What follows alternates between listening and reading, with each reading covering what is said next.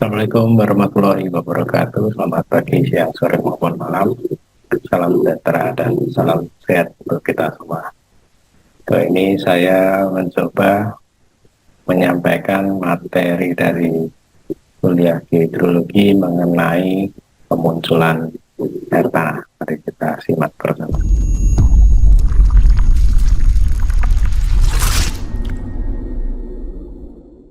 Air tanah pada umumnya berada di bawah permukaan mengisi pori-pori batuan, nah itu di aquifer yang bebas, tertekan maupun aquifer yang lain.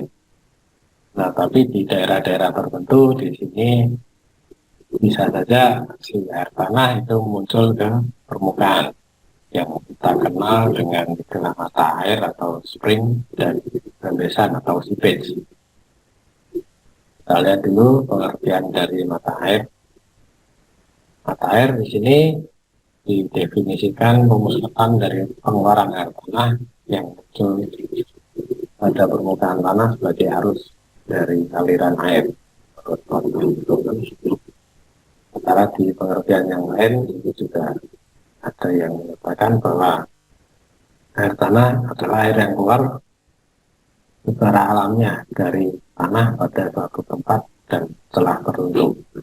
Dari dua pengertian ini kita bisa melihat bahwa di situ ada kata-kata pemusatan pengeluaran air tanah dan juga telah tertentu. Yang ini artinya sebenarnya tidak semua tempat itu bisa mengeluarkan air tanah ke permukaan, harus dengan kondisi tertentu dan secara alami. Karena kalau tidak alami bisa saja itu dari pembuatan sumur bor misalnya, atau memang sengaja dibuat ada celah ke bawah permukaan. Kalau mata air ini dan rembesan ya, ini adalah kondisi yang alami. Ini contoh gambarnya, mungkin di tempat-tempat lain ada mata air yang lebih besar secara volume atau secara keberadaannya bisa berbeda dengan ini. Tapi ini saya ambil contoh yang relatif kecil ukurannya. Kemudian kalau di Indonesia pun mata air ini jumlahnya juga sangat banyak karena biasanya mengikuti tempat-tempat yang punya variasi morfologi. Kemudian kita lihat yang rembesan. Di sini rembesan ini dibedakan dengan mata air karena pergerakan airnya secara kecepatan ini lebih lambat.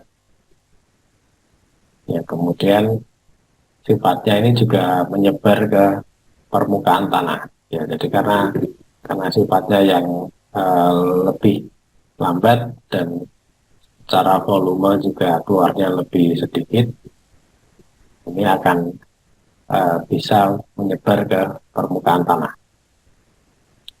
Dan nanti secara teknis pun untuk mengidentifikasi mata air ataupun rembesan ini juga sedikit berbeda. Untuk mata air ini nanti akan lebih mudah diamati, tapi kalau rembesan kita harus melihat lebih cermat lagi. Nah, ini contoh di rembesan.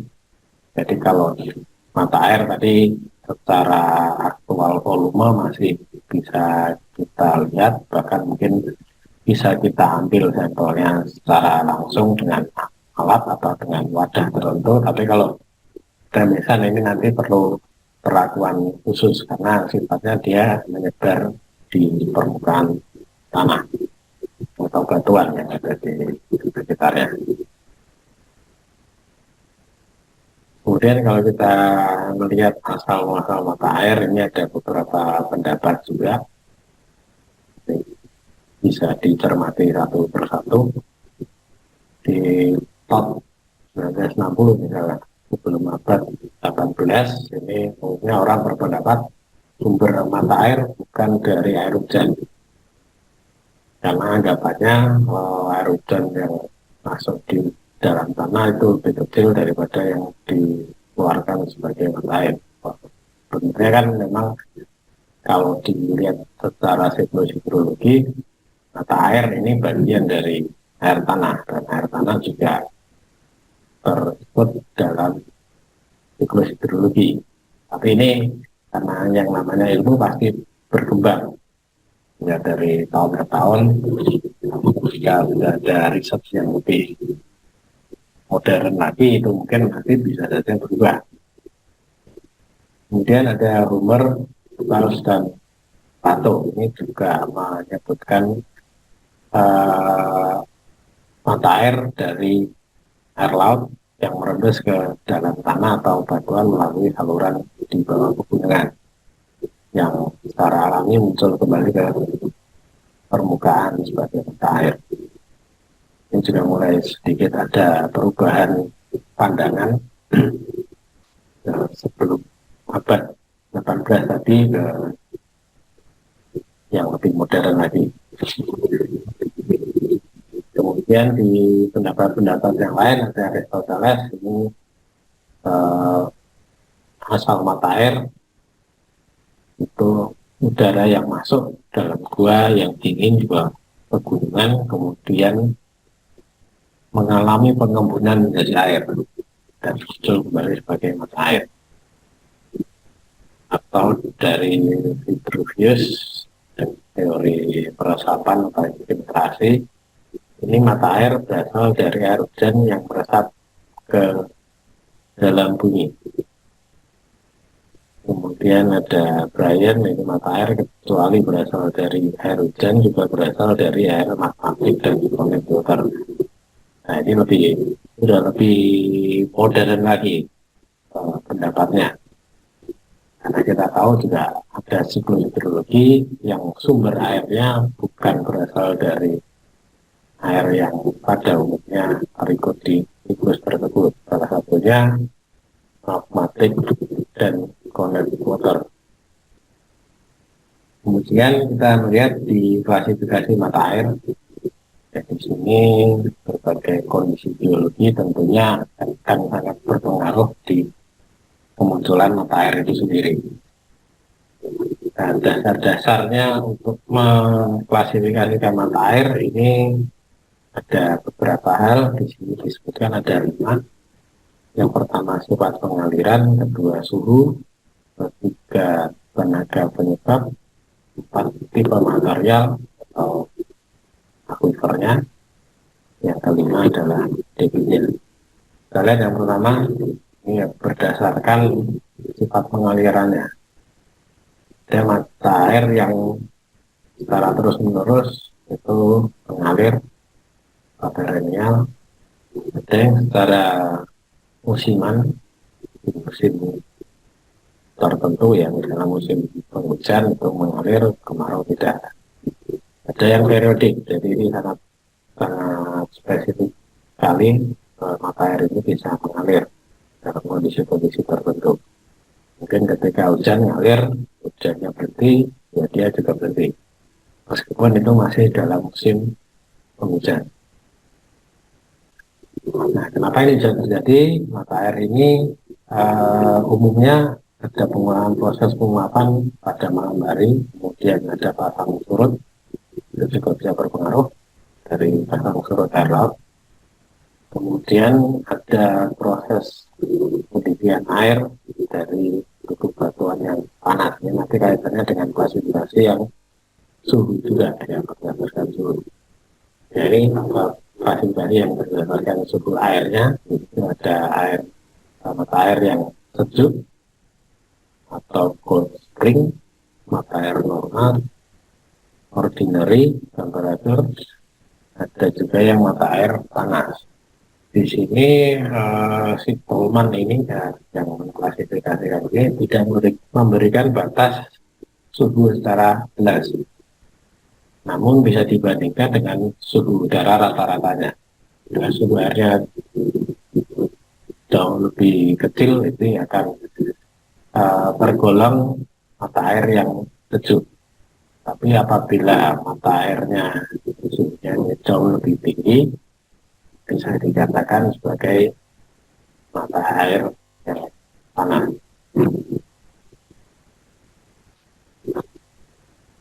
Di Indonesia sendiri, mata air yang panas ini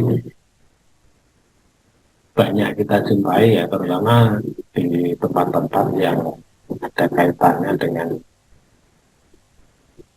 gunung api ya, atau berdekatan dengan lokasi gunung api, karena nanti mempengaruhi batuan-batuan yang ada di atasnya, termasuk nanti ketika sudah bersinggungan dengan air tanah yang ada di sekitar lokasi tersebut. Dan nanti air tanah tersebut ketika muncul ke permukaan, dia akan menjadi air panas atau mata air panas.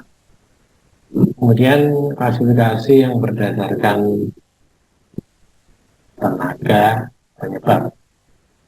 Di sini mata air yang karena gaya gravitasi, yang misalnya ada karena berada di cekungan, ada karena mata air kontak antar batuan, kemudian artesis, reaktor kan, atau melalui lubang-lubang sekunder proses pelarutan di daerah gas. Kemudian yang kedua, mata air yang selain karena gaya gravitasi. Ini ada di mata air vulkanik maupun pipa celah. Nah, perkembangannya di sini ada berbagai macam mata air. Tadi di mata air yang cekungan tadi, mata air yang umumnya disebabkan karena permukaan tanah yang memotong muka air tanah, sehingga posisi si air tanah tadi akan keluar karena di tempat tertentu dia ternyata ada depresi yang memotong si muka air tanah, jadi mau tidak mau dia akan keluar sebagai mata air. Kemudian kontak batuan, ini ada batuan yang sifatnya lurus air dan kedap air. Ketika itu terjadi, ada kontak seperti itu, ada kemungkinan air tanah tadi keluar sebagai mata air yang jenisnya mata air kontak. Kemudian mata air artesis, ini yang terjadi di air tanah tertekan, jadi tidak ada unsur-unsur lainnya selain karena ada penekanan di air tanah itu sendiri, karena dibatasi dua lapisan yang kedap air. Kemudian ada mata air gua yang terbentuk dari sistem sungai bawah tanah dari daerah kar. Ini biasanya muncul ketika sungai bawah tanah tadi keluar ke permukaan, karena ada beberapa gua yang sudah terbentuk sungai bawah permukaannya, bawah tanahnya, kemudian sungainya tadi keluar ke permukaan, sehingga ini dikategorikan mata air juga. Ada juga di tempat yang zona-zona retakan atau patahan. Ini umumnya dianggap sebagai celah-celah mata air gitu ya. Karena di tempat inilah sebenarnya mata air ini bisa keluar murni karena ada retakan. Nah, di sini apa bedanya dengan yang artesis? Kalau yang artesis di sini batuan yang kedap hanya lapisan penutupnya saja, sebagai alas maupun sebagai batas atasnya si air tanah. Tapi kalau di zona yang retakan bapatan ini seluruh lapisannya adalah batuan yang kedap. Jadi airnya hanya mengalir lewat retakan atau patahan itu saja. Karena di sini batuannya semuanya kedap. Kemudian mata air pipa atau tubular ring. Ini mata air yang terjadi dari pipa-pipa lava yang berhubungan dengan air tanah. Dan ini umumnya terdapat di daerah-daerah yang punya aktivitas vulkanisme. Dan ini umumnya nanti akan berpengaruh di suhunya, ya. Bisa saja ini juga mata air pipa nanti kalau diklasifikasikan ke berdasarkan suhu adalah mata air yang sifatnya yang panas, karena tadi sudah berhubungan dengan pipa-pipa lava yang ada di bawah permukaan. Kalau kita lihat gambarnya di nomor 1 tadi, ya, mata air cekungan, jadi di sekitar water table ini sudah terpotong lapisannya oleh cekungan tertentu, sehingga si water table tadi akan berada di lereng cekungannya tadi, dan itu menyebabkan si air tanah akan keluar sebagai mata air. Kemudian ketika kita lihat yang nomor 2 itu tentang mata air kontak, di sini ada beberapa jenis batuan yang berbeda-beda, ada yang mulus, ada yang kedap air. Itulah nanti akan muncul air tanah. Jadi kita identifikasi dulu, kalau memang sifat litologinya yang berbeda, ada yang kedap, ada yang lulus air, berarti itu mata airnya jenis yang kontak. Kemudian yang ketiga ini artesian yang ada di akuifer tertekan.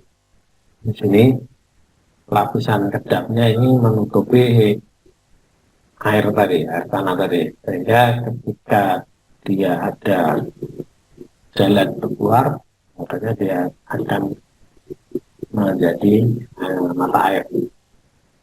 Tentunya ini juga kita identifikasi dulu apakah akuifernya ini tertekan atau tidak. Kemudian yang keempat ini mengenai mata air gua atau diistilahkan simbol. Ya, di sini bisa saja air itu keluar dari proses-proses pelarutan batuan, jadi di daerah kars ini akan lebih efektif untuk muncul di sini. Batuan yang larut tadi ini kemudian menjadikan jalan sebagai tempat untuk airnya mengalir. Tentunya itu di bawah permukaan. Nah, di bawah permukaan, namun ketika kondisinya bisa mencapai di permukaan tanah, ya kan dikategorikan sebagai mata air yang dari proses pelarutan atau gua tadi. Kemudian yang kelima, di sini ada zona rekahan patahan dan zona dari mata air pipa. Di zona rekahan maupun yang pipa tadi, ya. Nah, ini sifatnya pemunculan, sehingga si air tanah pasti akan mencari tempat untuk dia bisa bergerak. Nah, kalau tadi yang di air artesian tadi, ya karena tertutup lapisan kedap, tapi di situ simpanan airnya masih ada. Tapi kalau di tempat-tempat yang seperti Senarkan ini, air tanahnya memang sedikit secara volume. Secara potensi itu juga lebih sedikit. Jadi hanya mencari telah sebagai jalannya air tanah tadi untuk keluar melalui Senarkan atau patahan tadi. Kemudian ketika kita lihat di nomor 6 yang terpengaruh dari proses vulkanisme ini tentunya memang secara alami dia akan berpengaruh di suhunya, seperti yang saya katakan tadi, suhunya akan bisa saja menjadi mata air yang panas. Dan umumnya di sini akan ditemukan juga mata air yang lain, karena setelah dari atau pipa setelahnya tadi dari aktivitas vulkanisme biasanya dia hanya satu, kemudian dia akan menyebar di sekeliling tubuh gunung api kalau itu dari proses gunung api yang masih aktif. Tapi kalaupun tidak, di satu tempat itu bisa jadi mata air yang panas. Kemudian ini yang keempat, mata air yang diklasifikasikan berdasarkan tipe akuifernya. Di sini ada mata air yang muncul dari material yang lulus air yang tipis, kemudian mata air yang muncul dari material air yang tebal, kemudian dari pecahan dalam batuan, ada juga yang muncul merupakan perselingan antara lapisan halus dan yang kedap air. Ada juga mata air yang muncul lewat saluran karena proses larutan dan muncul dari lava. Jadi ini klasifikasinya ini tidak usah dipusingkan gitu ya. Kok tadi ada istilah yang berbeda, nah tinggal kita lihat klasifikasinya klasifikasi yang mana. Karena klasifikasi air ini ada berbagai macam pendekatan. Kemudian yang terakhir ini klasifikasi berdasarkan debit mata airnya. Air sendiri ini bisa diukur debitnya dengan berbagai metode, misalnya dengan volumetrik atau dengan bantuan alat kalau memang mata airnya tadi keluar misalnya dari gua tadi. Ada beberapa gua yang keluar mata airnya begitu dan masih bisa diukur dengan bantuan alat misalnya dengan flow watch atau dengan meter, asalkan memang alatnya support dan mata airnya pun bisa terukur dengan baik. Namun bagaimana kalau mata airnya yang relatif kecil, ini biasanya dengan bantuan proses atau dengan bantuan metode pelarutan atau diffusion. Ini tentunya bervariasi juga nilainya, makanya ini bisa diklasifikasikan dan ada 8 kelas untuk debitnya mata air itu sendiri. Nah, di sini debitnya nanti akan dinyatakan dalam satuan liter per detik. Jadi nanti ketika pengukuran mungkin satuannya belum liter per detik, diubah dulu jadi liter per detik. Misalnya liter kubik per detik gitu, atau per hari nanti dikonversi dulu. Ini yang kelas pertama yang paling besar itu 10.000 liter per detik. Kemudian yang kedua 1.000 sampai 10.000, ketiga 100 sampai 1.000, keempat 10 sampai 100, kelima 1 sampai 10, keenam 0,1 sampai 1, ke 7 1 per 1000 atau 0,001 sampai 0,1, dan kelas yang ke-8 bawahnya itu. Jadi ini kira-kira pembahasan mengenai kemunculan air tanah. Untuk lebih detailnya nanti bisa kita diskusi di kelas atau di forum yang lain. Ada kurangnya mohon maaf. Saya akhiri, terima kasih. Wassalamualaikum warahmatullahi wabarakatuh. Selamat pagi, siang, sore, maupun malam. Salam sejahtera dan salam sehat untuk kita semua.